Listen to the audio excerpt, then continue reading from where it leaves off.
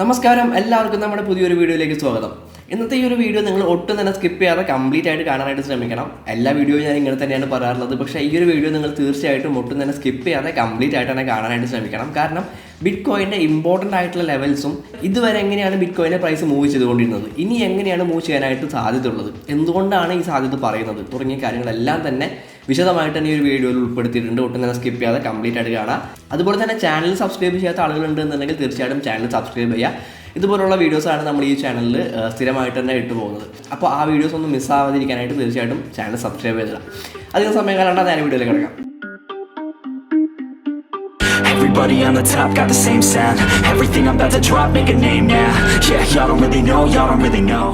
Okay guys, നമ്മളിപ്പോൾ ഇവിടെ നിൽക്കുന്നത് ബിറ്റ് കോയിൻ്റെ ഡെയിലി ടൈം ഫ്രെയിമിലുള്ള USDT പെയറിലുള്ള ബൈനാൻസിലെ ഒരു ചാർട്ടിലാണ് നമ്മൾ നിൽക്കുന്നത്. ഞാനിവിടെ കുറച്ച് ലെവൽസ് എല്ലാം ഞാൻ അടയാളപ്പെടുത്തിയിട്ടുണ്ട്. ഇതെല്ലാം ഞാനൊന്ന് റിമൂവ് ചെയ്യുന്നുണ്ട്. ഞാൻ ആദ്യം മുതൽ നിങ്ങൾക്ക് എല്ലാ കാര്യങ്ങളും പറഞ്ഞുതരാം. ഓക്കെ, ഞാൻ ഈ ചാർട്ട് ജസ്റ്റ് നിങ്ങൾക്ക് റീപ്ലേ ചെയ്ത് കാണിച്ചു തരാം. ഏത് രീതിയിലാണ് ബിറ്റ് കോയിൻ്റെ പ്രൈസ് ഇന്ന് ഈ നിമിഷം വരെ ഏതൊക്കെ രീതിയിലാണ് മൂവ് ചെയ്തിട്ടുള്ളത് എന്നുള്ള കാര്യങ്ങൾ മനസ്സിലാവാൻ വേണ്ടിയിട്ട്, നമുക്ക് ഇമ്പോർട്ടൻ്റ് ആയിട്ടുള്ള ലെവൽസ് കിട്ടാൻ വേണ്ടിയിട്ട് ഞാൻ ഈ ചാർട്ടിൽ നിന്ന് റീപ്ലേ ചെയ്ത് കാണിച്ചു തരാം.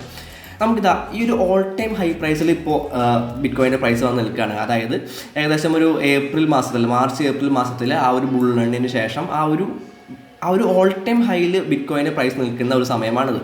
അവിടെ നിന്ന് വളരെ വലിയ രീതിയിലുള്ളൊരു ക്രാഷ് സംഭവിക്കാൻ നമുക്ക് കാണാനായിട്ട് പറ്റും. വളരെ വലിയ രീതിയിൽ തന്നെ പ്രൈസ് ഡൗൺ ആവുന്നുണ്ട്. അങ്ങനെ ഡൗൺ ആയപ്പോൾ നമുക്ക് ഇവിടെ വളരെ സ്ട്രോങ് ആയിട്ടുള്ള ഒരു സപ്പോർട്ട് ഏരിയ കിട്ടിയിട്ടുണ്ട്. ഇതാണ് ആ സപ്പോർട്ട് ഏരിയ. അതായത് ഒരു 31K മുതൽ ഒരു 29K വരെയുള്ള ആ ഒരു പ്രൈസ് റേഞ്ച് നമുക്ക് വളരെ സ്ട്രോങ് ആയിട്ടുള്ള ഒരു സപ്പോർട്ട് ഏരിയ ആയിട്ട് എടുക്കാനായിട്ട് പറ്റും. കാരണം നിങ്ങൾക്ക് തുടർന്ന് കാണുമ്പോൾ മനസ്സിലാവും എന്തുകൊണ്ടാണ് ഇത് അത്രയും സ്ട്രോങ് ആയിട്ടുള്ള സപ്പോർട്ട് ഏരിയ ആണ് എന്ന് പറഞ്ഞതെന്ന് നിങ്ങൾക്ക് ഇനി അങ്ങോട്ട് കാണുമ്പോൾ മനസ്സിലാവും. വീണ്ടും പ്രൈസ് ആ ഒരു ഏരിയയിലേക്ക് എത്തുന്നുണ്ട്. വീണ്ടും അവിടെ പ്രൈസിന് റിജക്ഷൻ സംഭവിക്കുന്നുണ്ട്. ആ ഒരു ഏരിയനെ ആ 29K മുതൽ 31K വരെയുള്ള ആ ഒരു പ്രൈസ് റേഞ്ചിനെ ബ്രേക്ക് ചെയ്തുകൊണ്ട് താഴേക്ക് ബിറ്റ് കോയിൻ്റെ പ്രൈസിനെ കൊണ്ടുപോകാനായിട്ട് സെല്ലേഴ്സിന് സാധിക്കുന്നില്ല. അതുകൊണ്ട് തന്നെ അത് വളരെ സ്ട്രോങ് ആയിട്ടുള്ള ഒരു സപ്പോർട്ട് ഏരിയ ആയിട്ട് നമുക്ക് എടുക്കാനായിട്ട് പറ്റും. മാത്രമല്ല തൊട്ട് മുൻപ് നോക്കുകയാണെങ്കിൽ, അതായത് ഒരു ജനുവരി 2021 മാസം നോക്കുകയാണെന്നുണ്ടെങ്കിൽ ഈ ഒരു ഏരിയയിൽ നിന്നാണ് പുതിയൊരു ഓൾ ടൈം ഹൈ ക്രിയേറ്റ് ചെയ്യുന്ന രീതിയിലുള്ള ഒരു മൂവ്മെൻറ്റ് ബിറ്റ് കോയിൻ കാഴ്ചവെച്ചിട്ടുള്ളത്.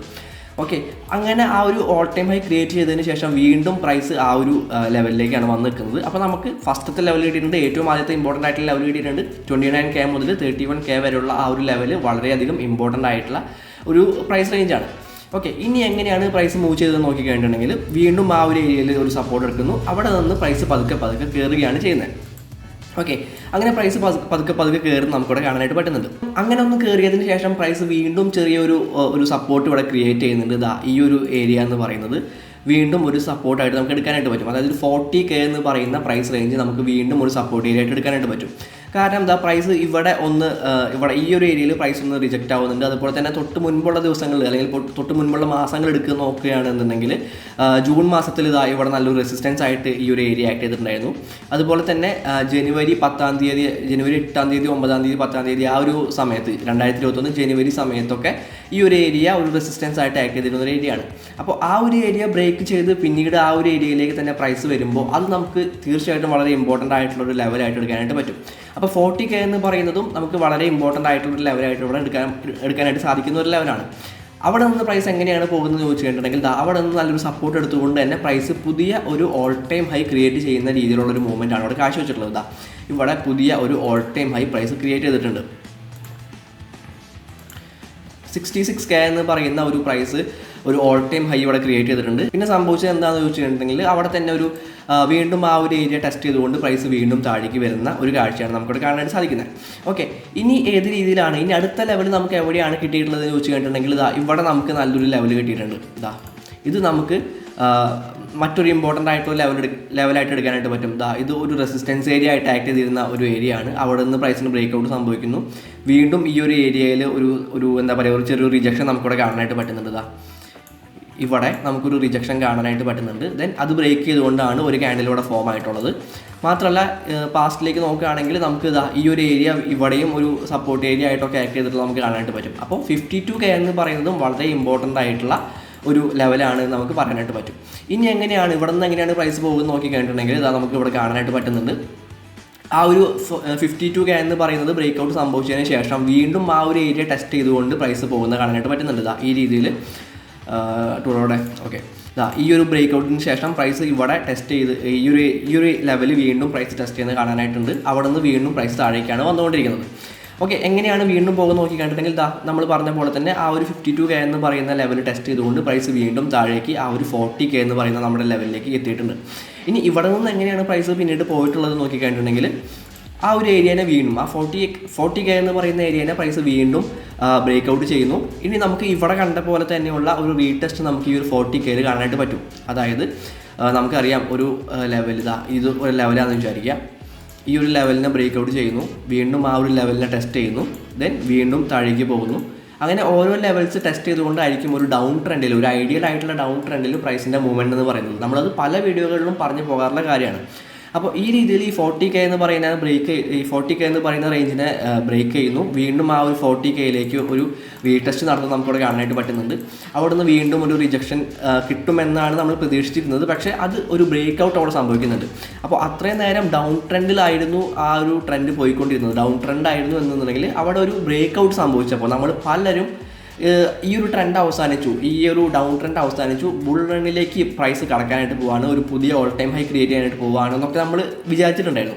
പക്ഷേ പിന്നീട് സംഭവിച്ച കാര്യം എന്ന് പറയുന്നത് കൃത്യമായിട്ടുള്ള ആ ഒരു ഏരിയ ലെവൽ ബ്രേക്ക് ചെയ്തു, ദെൻ ഒരു റീടെസ്റ്റ് അവിടെ എടുക്കുന്നുണ്ട്. ആ ഒരു ഏരിയയിലേക്ക് തന്നെ ഇവിടെയൊക്കെ സംഭവിച്ച പോലെ തന്നെ ഒരു റീടെസ്റ്റ് വീണ്ടും ആ 40Kയിലേക്ക് നടക്കുന്നുണ്ട്. ഒരു ബുൾ റണ്ണിലേക്ക് കടന്നു കഴിഞ്ഞു നമ്മൾ തീർച്ചയായിട്ടും പ്രതീക്ഷിച്ച ഒരു സമയമായിരുന്നു ഇത്. പക്ഷേ അവിടെ സംഭവിച്ചത് എന്താണെന്ന് വെച്ചിട്ടുണ്ടെങ്കിൽ ഒരു ഡബിൾ ടോപ്പ് ചാർട്ട് പാറ്റേൺ അവിടെ ക്രിയേറ്റ് ചെയ്തുകൊണ്ട് ഈ രീതിയിൽ ഒരു ഡബിൾ ടോപ്പ് ചാർട്ട് പാറ്റേൺ അവിടെ ക്രിയേറ്റ് ചെയ്തുകൊണ്ട് പ്രൈസ് വീണ്ടും താഴേക്ക് വരികയാണ് ചെയ്തത്. ഇതുപോലെ ഒരു ഡബിൾ ടോപ്പ് ചാർട്ട് പാറ്റേൺ ആണ് അവിടെ ക്രിയേറ്റ് ചെയ്തിട്ടുണ്ടായത്. അങ്ങനെ പ്രൈസ് അവിടെ നിന്ന് താഴേക്കാണ് വന്നത്. അപ്പോൾ നമുക്കറിയാം ഒരു ഐഡിയൽ അപ് ട്രെൻഡ് എന്ന് പറയുന്നത് ഒരു higher high and higher loss create ചെയ്തിട്ട് പോയിക്കൊണ്ടിരിക്കുക. ഈ ഒരു ഡൗൺ ട്രെൻഡിൽ നമുക്ക് കൃത്യമായിട്ട് ലോവർ ലോസും ലോവർ ഹൈസും കിട്ടിയിട്ടുണ്ട്. അവിടെ നമുക്ക് കൃത്യമായിട്ട് കാണാനായിട്ട് പറ്റുന്നുണ്ട്.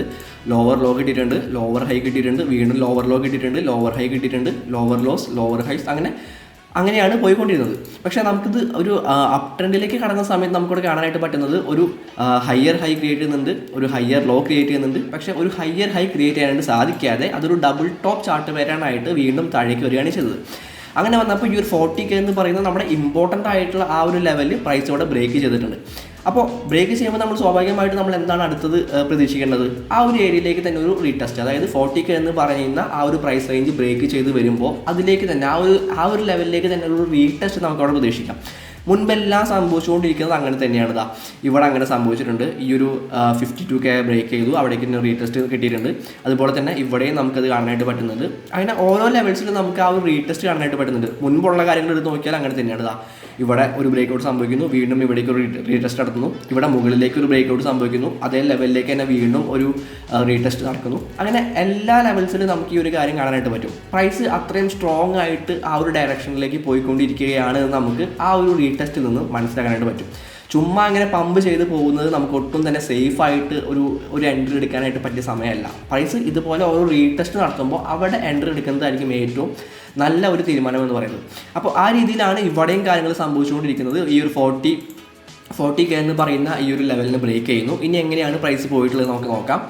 പ്രൈസ് വീണ്ടും ആ ഒരു ലെവലിലേക്ക് തന്നെ റീടെസ്റ്റ് ഇപ്പോൾ നടത്തുന്നുണ്ട്. ഇതാണ് ഇപ്പോഴത്തെ സിറ്റുവേഷൻ എന്ന് പറയുന്നത്. അതായത് ഈ ഒരു 40K എന്ന് പറയുന്ന പ്രൈസിനെ ലെവലിനെ ബ്രേക്ക് ചെയ്തു, എന്നിട്ട് പ്രൈസ് വീണ്ടും ആ ഒരു 40Kയിലേക്ക് തന്നെ ഒരു റീടെസ്റ്റ് നടത്തുകയാണ്. അപ്പോൾ നമുക്ക് ഇനി സ്വാഭാവികമായിട്ടും ഇത്രയും നേരം നമ്മൾ പറഞ്ഞ കാര്യങ്ങളൊക്കെ വെച്ച് നോക്കുകയാണെന്നുണ്ടെങ്കിൽ ഇനി എന്താണ് നമുക്കിവിടെ പ്രതീക്ഷിക്കാനായിട്ട് പറ്റുന്നത്?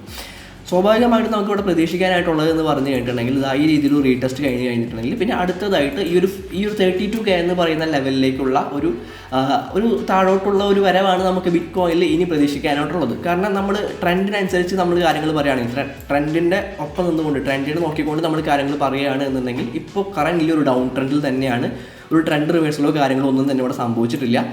അതുകൊണ്ട് തന്നെ ഈ ഒരു 32Kയിലേക്കുള്ള ഒരു വരവ് നമുക്ക് ബിറ്റ് കോയിനിൽ തീർച്ചയായിട്ടും ഈ ഒരു ട്രെൻഡ് വെച്ച് നോക്കുകയാണെങ്കിൽ പ്രതീക്ഷിക്കാവുന്നതാണ്. പോസിറ്റീവായിട്ട് അല്ലെങ്കിൽ ഇനി ഒരു ബുൾ റണ്ണിലേക്ക് പോകുമെന്ന് നമുക്ക് പറയാനായിട്ട് എന്തെങ്കിലും ചാൻസ് ഉണ്ടോ എന്ന് ചോദിച്ചു കഴിഞ്ഞിട്ടുണ്ടെങ്കിൽ തീർച്ചയായിട്ടും ഉണ്ട്.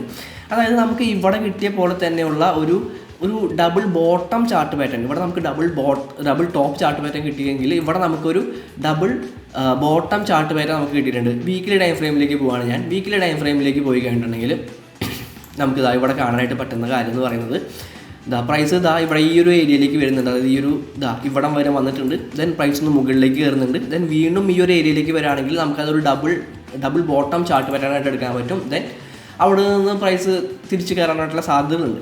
പക്ഷേ അതിനൊരു കൺഫർമേഷൻ നമുക്കിതുവരെ കിട്ടിയിട്ടില്ല. അതായത് കൃത്യമായിട്ടുള്ള ഡൗൺ ട്രെൻഡിലാണ് പ്രൈസ് ഇപ്പോൾ പോയിക്കൊണ്ടിരിക്കുന്നത്. അതുകൊണ്ട് തന്നെ നമുക്കതൊരു കൺഫർമേഷൻ ആയിട്ട് എടുക്കാനായിട്ട് പറ്റില്ല. ഇനി അങ്ങനെ ഒരു ഡബിൾ ബോട്ടം ചാർട്ട് പാറ്റേൺ നോക്കുകയാണെന്നുണ്ടെങ്കിൽ മന്ത്ലി ടൈം ഫ്രെയിമിലേക്ക് പോയി കഴിഞ്ഞിട്ടുണ്ടെങ്കിൽ നമുക്കൊരു ഡബിൾ ടോപ്പ് ചാർട്ട് പാറ്റേൺ അവിടെ കാണാനായിട്ട് പറ്റും. ഡബിൾ ടോപ്പ് ചാർട്ട് പാറ്റേൺ എന്ന് പറയുമ്പോൾ തീർച്ചയായിട്ടും അത് അത്ര നല്ല ഒരു ഒരു ബുള്ളിഷ് എൻട്രി എടുക്കാനായിട്ട് പറ്റിയ ഒരു സമയമല്ല എന്ന് നമുക്കറിയാം. ഈ രീതിയിൽ നമുക്കിവിടെ കൃത്യമായിട്ടുള്ളൊരു ഡബിൾ ടോപ്പ് ചാർട്ട് പാറ്റേൺ നമുക്കിവിടെ കിട്ടിയിട്ടുണ്ട്. സോ പ്രൈസ് തീർച്ചയായിട്ടും താഴേക്ക് പോകാനായിട്ടുള്ള സാധ്യതകൾ നമുക്ക് മന്ത്ലി ടൈം ഫ്രെയിം നോക്കുകയാണെന്നുണ്ടെങ്കിൽ, മന്ത്ലി ക്യാൻഡിൽസ് നോക്കുകയാണെന്നുണ്ടെങ്കിൽ തീർച്ചയായിട്ടും നമുക്ക് കാണാനായിട്ട് പറ്റുന്നുണ്ട്. ഓക്കെ, മാത്രമല്ല ഈ ഒരു ക്യാൻഡിൽ നോക്കി കഴിഞ്ഞിട്ടുണ്ടെങ്കിൽ ലാസ്റ്റ് ഫോം ആയിക്കൊണ്ടിരിക്കുന്ന ഈ ഒരു മന്ത്ലി ക്യാൻഡിൽ നോക്കുകയാണെന്നുണ്ടെങ്കിൽ വളരെ നല്ല രീതിയിലുള്ള റിജക്ഷൻ, നമ്മുടെ ഇമ്പോർട്ടൻറ്റ് ലെവലായിട്ടുള്ള 40K വളരെ നല്ല രീതിയിലുള്ള ഒരു റിജക്ഷൻ നമുക്കിവിടെ കാണാനായിട്ട് പറ്റുന്നുണ്ട്. സോ അതത്ര നല്ല ഒരു സിഗ്നൽ അല്ല. പ്രൈസ് മുകളിലേക്ക് പോകുമെന്ന് നമുക്ക് ഉറപ്പിച്ച് പറയാനായിട്ട് സാധിക്കുന്ന ഒരു സിഗ്നൽ അല്ല നമുക്കിവിടെ കിട്ടിയിട്ടുള്ളത് എന്നുള്ള കാര്യങ്ങൾ നമുക്ക് മന്ത്ലി ടൈം ഫ്രെയിമിൽ കുറച്ചുകൂടെ വ്യക്തമായിട്ട് മനസ്സിലാക്കാനായിട്ട് പറ്റുന്നുണ്ട്. വീണ്ടും ഡെയിലി ടൈം ഫ്രെയിമിലേക്ക് തന്നെ വരാണ്. നമുക്കപ്പോൾ കൃത്യമായിട്ടുള്ള ഒരു റീടെസ്റ്റ് ഇവിടെ സംഭവിച്ചുകൊണ്ടിരിക്കുകയാണ്. ഈ ഒരു 40K എന്ന് പറയുന്ന ലെവലിൽ നമുക്ക് കൃത്യമായിട്ടുള്ള റീടെസ്റ്റ് സംഭവിച്ചുകൊണ്ടിരിക്കുകയാണ്. ഇവിടെ നിന്ന് പ്രൈസിന് ഒരു റിജക്ഷൻ കിട്ടുകയാണെന്നുണ്ടെങ്കിൽ, ഈ ഒരു ഏരിയയിൽ നിന്ന് പ്രൈസ് റിജക്റ്റ് ആവുകയാണെന്നുണ്ടെങ്കിൽ തീർച്ചയായിട്ടും 32K എന്ന് പറയുന്ന പ്രൈസ് റേഞ്ചിലേക്ക് നമുക്ക് ബിറ്റ് കോയിൻ്റെ ഒരു വരവ് തീർച്ചയായിട്ടും പ്രതീക്ഷിക്കാം. അപ്പോൾ ഓൾട്ട് കോയിൻസിലായാലും ബിറ്റ് കോയിനിലായാലും എന്തെങ്കിലും പൊസിഷൻസും കാര്യങ്ങളൊക്കെ ലോങ് പൊസിഷൻസൊക്കെ എടുത്തിട്ടുള്ള ആളുകളാണെന്നുണ്ടെങ്കിൽ തീർച്ചയായിട്ടും കൃത്യമായിട്ടുള്ള സ്റ്റോപ്പ് ലോസും കാര്യങ്ങളും വെച്ചുകൊണ്ട് മാത്രം ഇരിക്കുക. സ്റ്റോപ്പ് ലോസ് ഒന്നും വെക്കാതെ യാതൊരു കാരണവശാലും ഇരിക്കരുത്. എപ്പോൾ വേണമെങ്കിലും ഒരു പ്രൈസ് റിജക്ഷൻ നിങ്ങൾക്ക് താഴേക്ക് പ്രതീക്ഷിക്കാവുന്നതാണ്. ഇനി അതല്ല, നമ്മൾ പറഞ്ഞ പോലെ തന്നെ നല്ല രീതിയിൽ ഇവിടെ ഒരു ഡബിൾ ബോട്ടം ചാർട്ട് പാറ്റേൺ എടുത്തുകൊണ്ട് പ്രൈസ് മുകളിലേക്ക് കയറുകയാണ് എന്നുണ്ടെങ്കിൽ തീർച്ചയായിട്ടും വളരെ നല്ല കാര്യം. പക്ഷേ നമുക്കത് എപ്പോഴാണ് ഉറപ്പിക്കാനായിട്ട് സാധിക്കുക എന്ന് ചോദിച്ചു കഴിഞ്ഞിട്ടുണ്ടെങ്കിൽ ഈ ഒരു 40K എന്ന് പറയുന്ന ഏരിയയ്ക്ക് മുകളിലായിട്ട് നല്ല സ്ട്രോങ് ആയിട്ടുള്ള ഒരു ബുള്ളിഷ് ക്യാൻഡിൽ അല്ലെങ്കിൽ ഒരു ഗ്രീൻ ക്യാൻഡിൽ അവിടെ ഫോം ആയി കഴിഞ്ഞാൽ മാത്രമേ നമുക്ക് ഒരു ബുള്ളിഷ് മൂവ്മെൻറ്റ് ബിറ്റ് കോയിനിൽ പ്രതീക്ഷിക്കാനായിട്ട് പറ്റുള്ളൂ. അത് ഫോം ആവാത്തടത്തോളം കാലം തീർച്ചയായിട്ടും ബെയറിഷാണ്. എടുത്ത് ചാടി ലോങ് പൊസിഷൻസും കാര്യങ്ങളൊക്കെ എടുക്കുന്നവർ തീർച്ചയായിട്ടും സൂക്ഷിക്കേണ്ടതാണ്. ഞാൻ ഈ ഒരു വീഡിയോയിൽ പറഞ്ഞ പോലെ മാത്രമേ കാര്യങ്ങൾ പോകുള്ളൂ എന്നൊന്നും ഞാൻ പറയുന്നില്ല. എനിക്കറിയാവുന്ന കാര്യങ്ങൾ വെച്ചുകൊണ്ടാണ് ഞാൻ ചാർട്ട് അനാലിസിസും കാര്യങ്ങളൊക്കെ നടത്തുന്നത്. ഇതിൽ നിന്ന് നിങ്ങൾക്ക് എന്തെങ്കിലും നിങ്ങൾ നിങ്ങളുടേതായിട്ടുള്ള അനാലിസിസും കാര്യങ്ങളൊക്കെ നടത്തുമ്പോൾ നിങ്ങൾക്ക് ഇതിൽ നിന്ന് എന്തെങ്കിലും കാര്യങ്ങൾ ഉപകാരപ്പെടുന്നുണ്ടെന്നുണ്ടെങ്കിൽ അത് മാത്രം എടുത്താൽ മതി. വേറെ ഞാൻ പറയുന്നത് അല്ലെങ്കിൽ ആര് പറയുന്നത് നിങ്ങൾ അന്ധമായിട്ട് വിശ്വസിക്കാതിരിക്കുക. നിങ്ങൾ നിങ്ങളുടേതായിട്ടുള്ള റിസർച്ചും കാര്യങ്ങളും നടത്തി നിങ്ങൾക്ക് ബോധ്യപ്പെടുന്ന കാര്യങ്ങൾ മാത്രം നിങ്ങൾ ചെയ്താൽ മതി. അപ്പോൾ എന്തെങ്കിലും തരത്തിൽ ഈ ഒരു വീഡിയോ ഉപകാരപ്പെട്ടിട്ടുണ്ടെന്നുണ്ടെങ്കിൽ തീർച്ചയായിട്ടും നമ്മുടെ വീഡിയോ ഒന്ന് ലൈക്ക് ചെയ്യുക. മറ്റുള്ള ആളുകളിലേക്ക് നമ്മുടെ വീഡിയോ എത്തിച്ചു കൊടുക്കാനായിട്ട് നമ്മുടെ യൂട്യൂബ് അൽഗോരിതത്തിന് നിങ്ങളുടെ ലൈക്കുകൾ തീർച്ചയായിട്ടും സഹായിക്കുന്നതായിരിക്കും. അടുത്തൊരു വീഡിയോയിൽ കാണാം.